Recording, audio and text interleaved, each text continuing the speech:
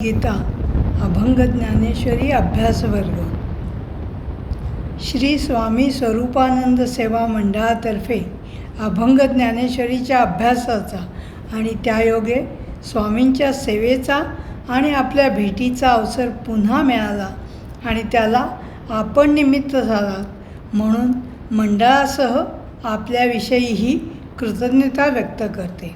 श्री स्वामींच्या अमलान चरणकमली साष्टांग प्रणिपात करून आपल्या सर्वांच्या हृदयस्थ सद्गुरूंनाही वंदन करते.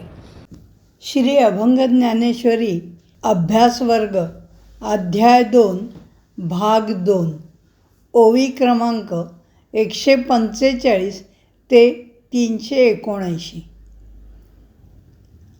अभंग ज्ञानेश्वरी वाचताना काही वेळा आपल्याला काळाच्या थोडंसं मागे पुढे जावं लागणार आहे, कारण आज आपण 21व्या शतकात माहिती आणि तंत्रज्ञानाच्या युगात आहोत. स्वाभाविकच आज आपल्याला जेवढं ज्ञान आहे तेवढं ज्ञान प्राचीन काळी कुठे असणार. साधी दळणवळणाची साधनंसुद्धा नव्हती असं आपल्या मनात येईल. पण भगवद्गीता हे भगवंतांचं हृदगत आहे, त्यामुळे आपल्यापेक्षा कितीतरी अधिक विचार त्यांनी सहजपणे मांडलेला आहे. जसजशी अभंग ज्ञानेश्वरी वाचत जाऊ तसतसं हे आपल्या लक्षात येईल. एवढी प्रस्तावना करण्याचं कारण भगवंतांनी सांगितलेली सांख्यबुद्धी. अर्जुन युद्धभूमीवर आहे, समोरच्या सगळ्या सोयऱ्यांना बघून मोहग्रस्त झाला आहे, म्हणजे आता त्या मोहावर चर्चा करून त्याला बाहेर काढणं संयुक्तिक आहे असं वाटेल. पण तुझं हे वागणं मला अजिबात मान्य नाही असं म्हणून भगवंतांनी मात्र निराळाच मार्ग स्वीकारला.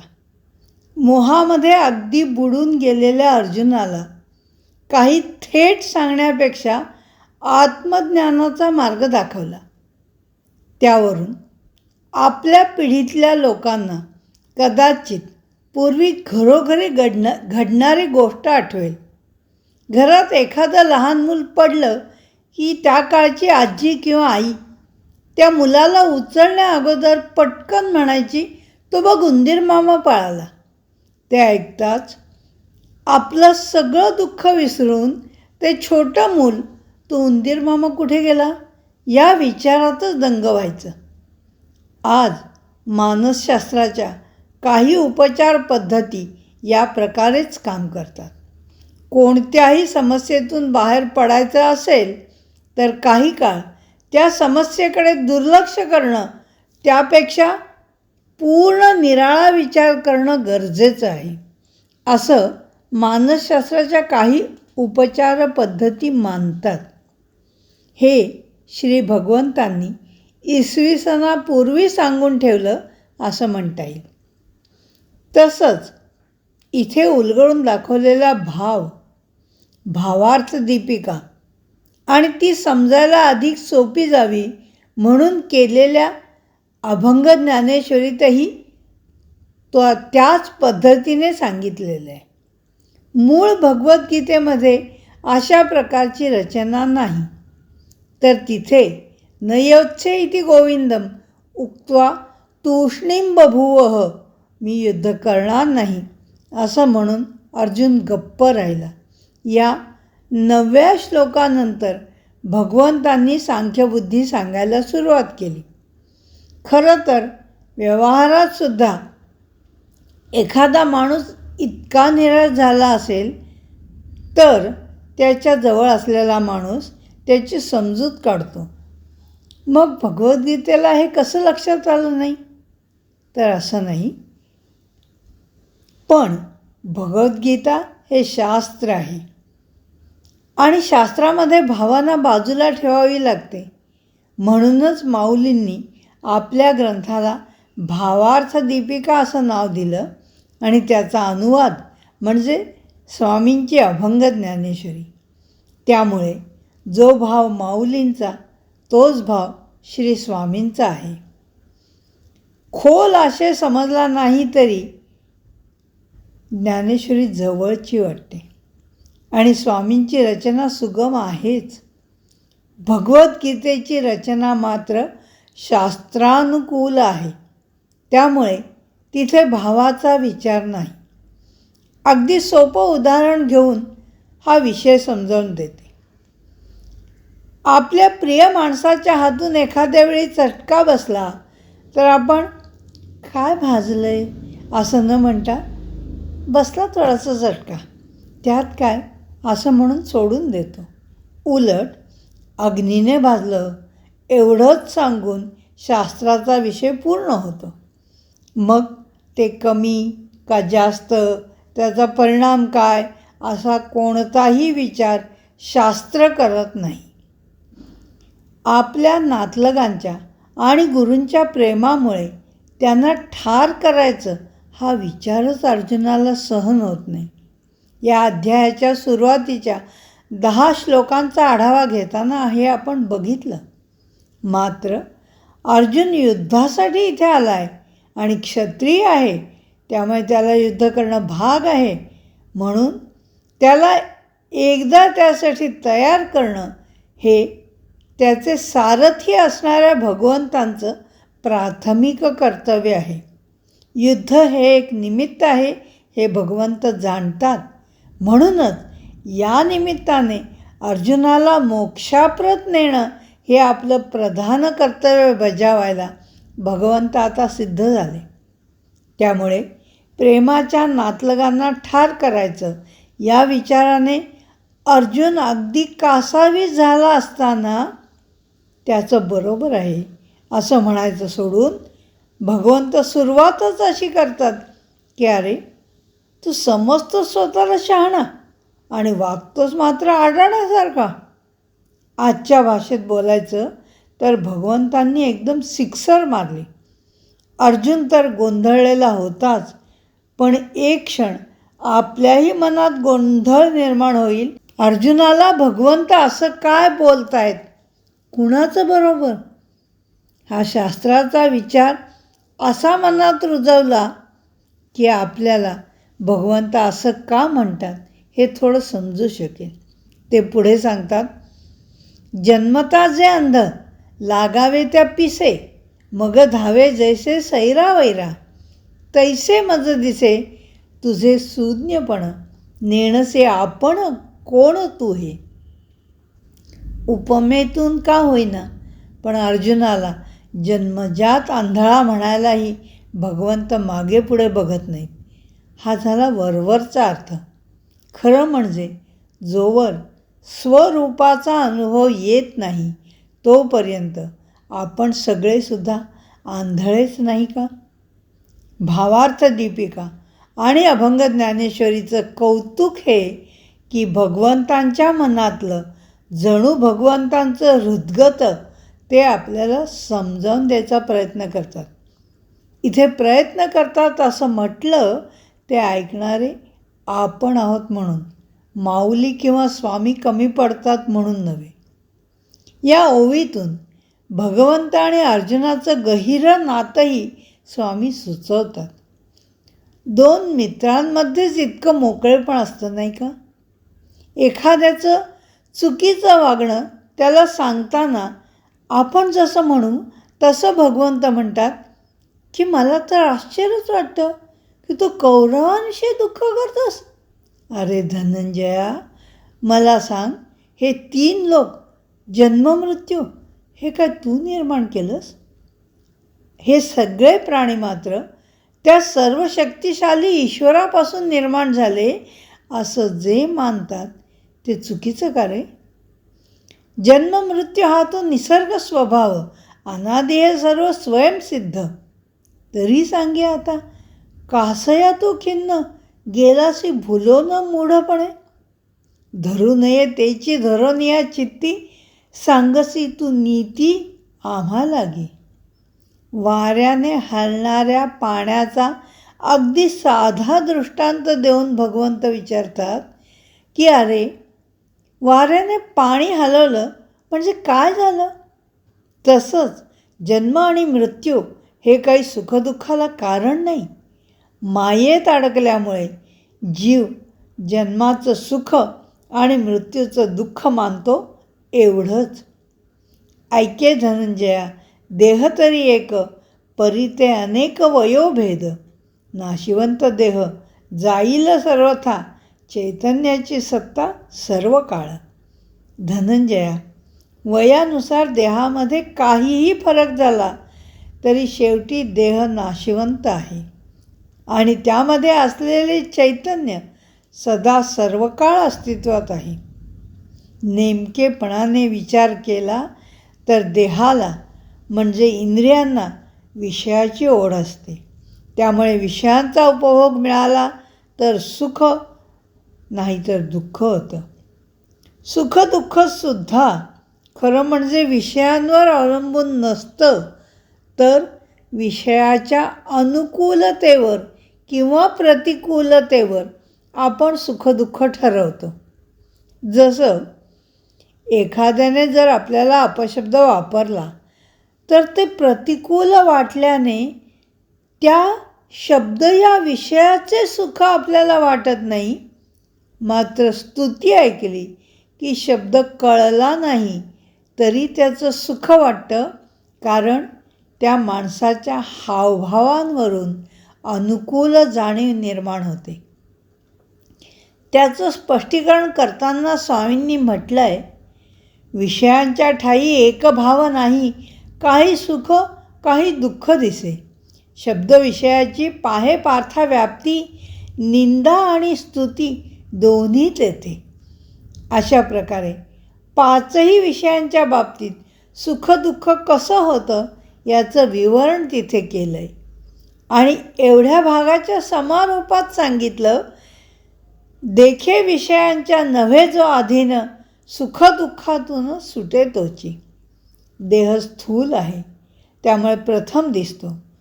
तो देह म्हणून देहापासून सुरुवात केली. देहाचा नाशवंतपणा सांगितला. आता चैतन्याचं, आत्म्याचं अविनाशित्व सांगतात. त्यासाठी पुन्हा त्या दृष्टांतांचा आधार घेतला. व्यवहारात नाही का, आपण एखाद्या उदाहरणाने समजावून देतो, पण दृष्टांताऐवजी उदाहरण म्हटलं तर काय हरकत आहे मग? पण काव्यशास्त्र असं सांगतं की जेव्हा एखाद्या गोष्टीतून काही आनंद होतो तेव्हाच ती उपमा किंवा तो दृष्टांत असतो, आणि जेव्हा अशी आनंदाची प्राप्ती होत नाही पण विषय समजतो तेव्हा ते उदाहरण असतं. गणिताची उदाहरणं असतात आणि काव्यामध्ये उपमा किंवा दृष्टांत येतात. प्रथम सिद्धांत आणि मग दृष्टांत अशी इथे रीत आढळून येते. त्यानुसार प्रथम सिद्धांत मांडला, आता काही एक सांगेन ते ऐक, जे का सुज्ञ लोक ओळखिती. विश्वी सर्वगत चैतन्य ते गुप्त, स्वीकारती संत तत्त्वज्ञ जे. यानंतर येतात ते दृष्टांत. राजहंस दूध आणि पाणी वेगळं करतो. तज्ज्ञ लोक अग्नीतून सोनं आणि हिणकस पदार्थ वेगळे करतात. गृहिणी चतुरपणे दूध घुसळून ताक आणि लोणी वेगळं करते आणि एकत्र असलेलं भुसा आणि बी पाखडून वेगळं करता येतं. हे दृष्टांत अगदी आपल्या रोजच्या परिचयातले. मात्र सिद्धांत आहे तो विवेकाचा. हा विवेक साधणं म्हणजे स्थूल देह नाशिवंत आहे आणि सर्वगत गुप्त चैतन्य अविनाशी आहे याचा अनुभव येणं. इतका गहन गंभीर विषय साध्या दृष्टांतांच्या आधाराने किती सहजपणाने पटवून दिलाय. अनुभव संपन्न स्वामीच ते करू जाणे. एका विषयातून दुसऱ्या विषयाकडे जायला त्यांचं कसब अगदी वाखाणण्यासारखं आहे. प्रथम देहाची नश्वरता सांगितली, नंतर चैतन्याची, आत्म्याची शाश्वतता सांगितली. देह आणि आत्म्याचा विवेक कसा आवश्यक आहे ते सांगितलं, आणि आता त्या चैतन्याला कुठल्याही प्रकारे मारता येत नाही, म्हणून त्याचं अविनाशित्व पुन्हा अधोरेखित केलं. लोकत्रयाकार जयाचा विस्तार, नसे त्या आकार नाम वर्ण. ऐसे विलक्षण सदा सर्वगत, जन्मक्षयातीत असे जो का. धनंजया तया आत्मयाचा निभ्रांत केलिया घात होत नाही. असं म्हणून आता आत्मतत्वाचा घात कसा होत नाही हे सांगताना सूर्याचा आणि आकाशाचा दृष्टांत दिला. या दोघांचा दृष्टांत देण्यामागचं सूक्ष्मत्व बघून आपण पुढे जाऊ. सूर्य तेजाचं प्रतीक आणि आकाश सर्वव्यापित्वाचं. आत्माही तसाच तेजस्वी आणि सर्वव्यापी. यानंतर आपल्याला माहिती असणारी देहाला दिलेली जुन्या नव्या वस्त्रांची उपमा आली आहे. एक प्रकारे त्यातून मृत्यूचं भय कमी करण्याचाही उद्देश असावा. कारण माणूस जुनी वस्त्र टाकून नवी वस्त्र घेतो असं सांगितल्यावर मन जसं त्या जुन्या वस्त्राचा विचार न करता नवीन वस्त्रात रमतं, तसं जणू काही हा देह टाकायचा ही जाणीव थोडी कमी होते आणि नवीन देह मिळणार याचा आनंद अधिक वाटतो. टाकोनिया द्यावे वस्त्र जीर्ण जैसे, करावे धारण मग नवे.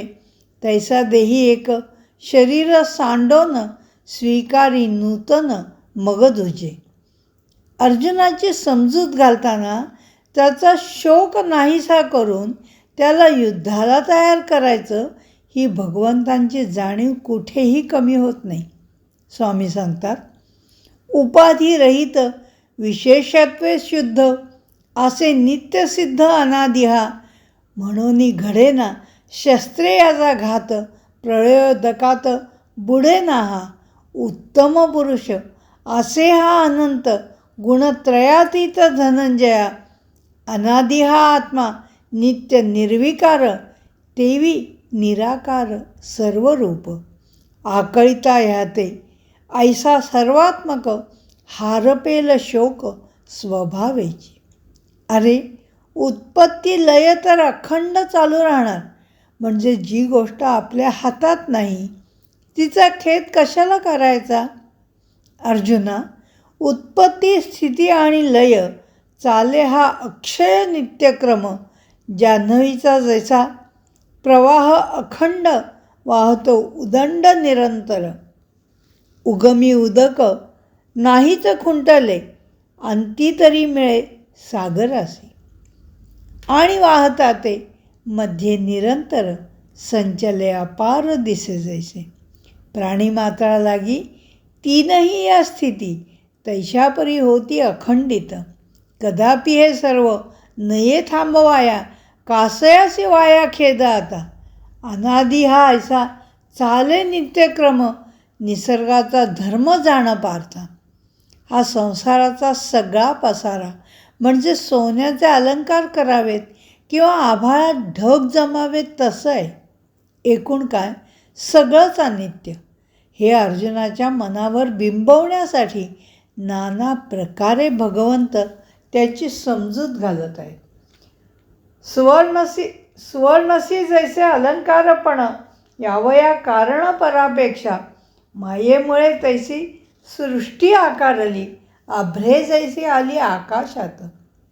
भगवद्गीता हे शास्त्र आहे आणि कोणतीही गोष्ट सिद्ध करायला शास्त्रामध्ये पुरावा द्यावा लागतो हे आपल्याला माहिती आहे. भगवंतही आता तसंच निरनिराळ्या लोकांचे अनुभव देऊन आत्म्याचं नित्यत्व सिद्ध करतात. त्याचा अनुवाद करताना स्वामी सांगतात, कोणी ज्ञानी याचे करोनी श्रवण, उपाधी सांडोन शांत झाले. हो नितद्रूप स्वानुभवे कोणी, योगी भक्त ज्ञानी झाले सिद्ध. स्वभावे तेथेची होय जाय जग, तरी कागा सांग शोक आता. नेणो कैसे तुझं माने नाहे पार्था, शोक हा सर्वथा योग्य नव्हे. युद्ध करणार नाही हे सांगताना अर्जुनाने स्वधर्माच्या गोष्टी केल्या होत्या म्हणून भगवंत त्याच रीतीने त्याला उत्तर देतात. करोनी विचार अजूनही पाहे, काय चिंतिसी हे मना माझी. स्वधर्माचा कैसा घडला विसर, तरावे साचार जेणे योगे. आता कौरवांचे वाटेल ते हो, प्रसंग वा येवो तुझवरी. काय सांगू फार रणांगणी येथ, जरी का युगांत ओढवला. तरी पार्था पाहे स्वधर्म जो आहे, तोगा त्याज्य नोहे सर्वथैव. भगवंत सांगतात की युद्ध जरूर करावं, पण मनामध्ये द्वेष असू नये. व्यवहारात सुद्धा लोक म्हणतात की आम्ही काही बोललो तरी आमच्या मनात काही नसतं. याचं कारण मन एव मनुष्याणां कारणं बंधमोक्षयोः. मनच माणसाच्या बंधाला किंवा मोक्षाला कारण होतं.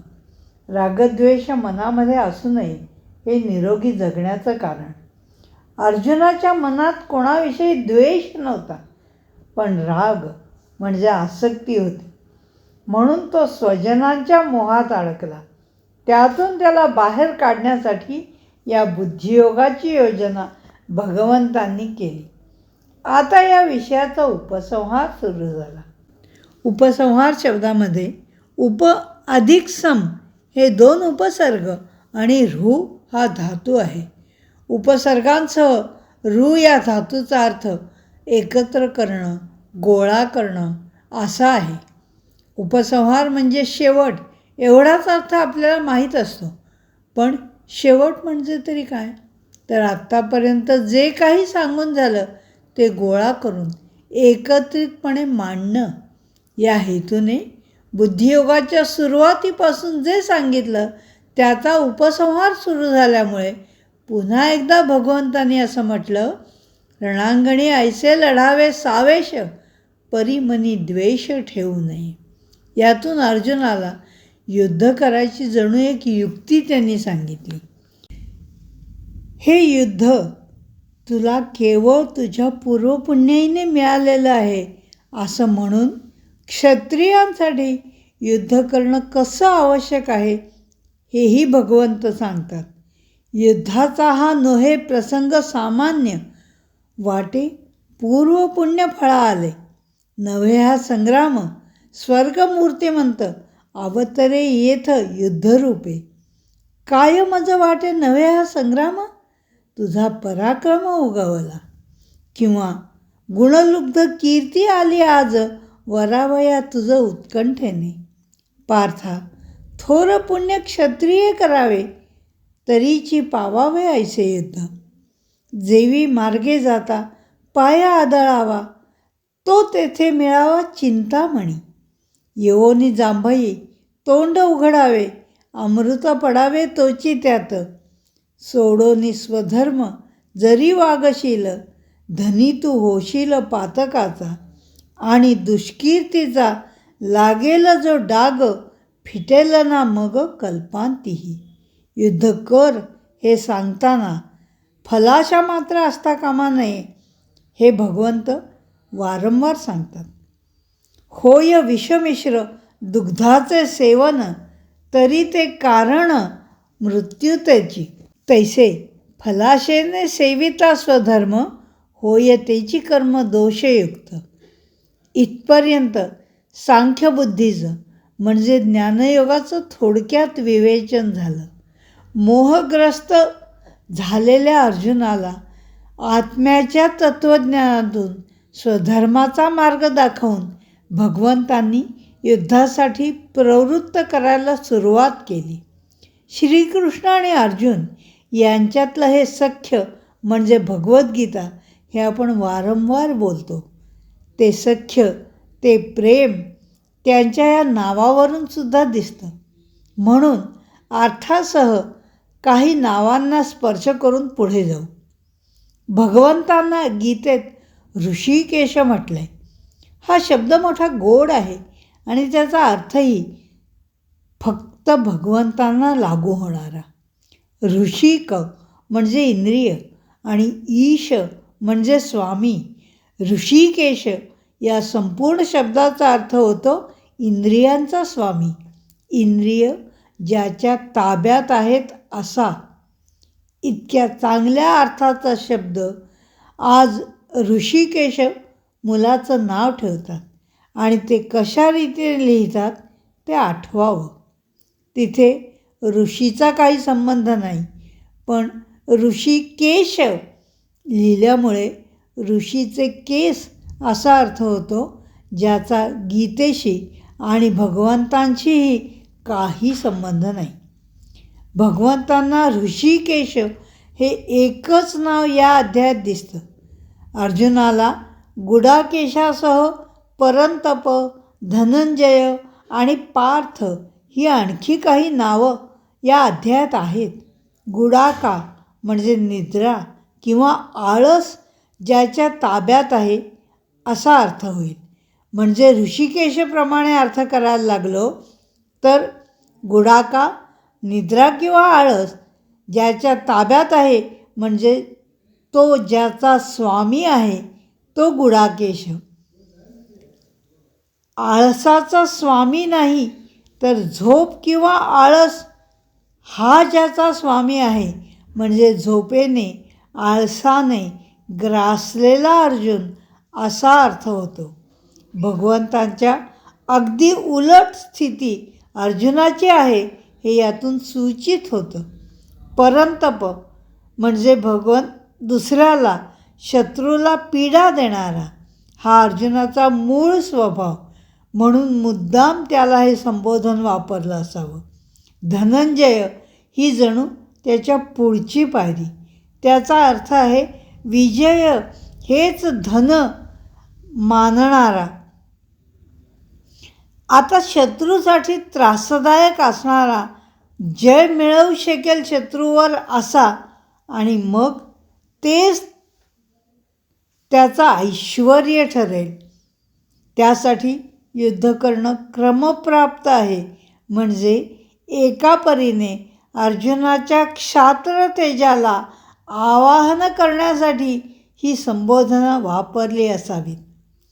तिसरं जे पार्थ हे नाव आहे ते त्याच्या आईवरून, पृथेवरून म्हणजे कुंतीचा मुलगा या अर्थाने आलेलं आहे. अशा या गुडाकेशाला ऋषिकेश करणाऱ्या भगवंतांनी सांगितलेला कर्ममार्ग पुढच्या भागात बघू.